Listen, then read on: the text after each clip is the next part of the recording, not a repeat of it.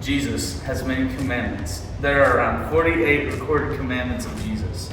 The two greatest commandments are recorded in Matthew 22. Have you ever noticed how complicated life can feel?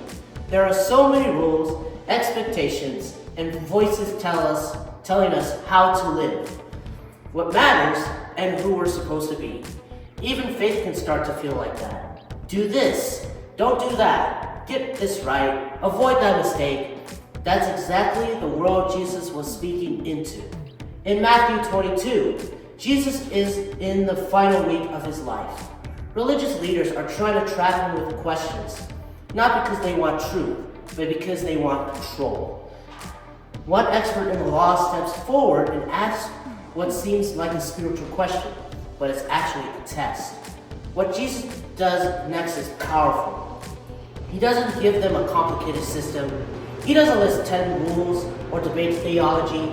Instead, he simplifies everything without weakening it. Jesus says that the entire law, every command, and every expectation from God can be summed up in two things. Love God with all that you are, and love people as yourself. In other words, faith is not first about behavior. It's about relationship. Love becomes the foundation, the motivation, the measure of true obedience. Matthew 22, 35 through 40. One of them, an expert in the law, tested him with this question. Teacher, which is the greatest commandment in the law? Jesus replied, love the Lord your God with all your heart and with all your soul and with all your mind.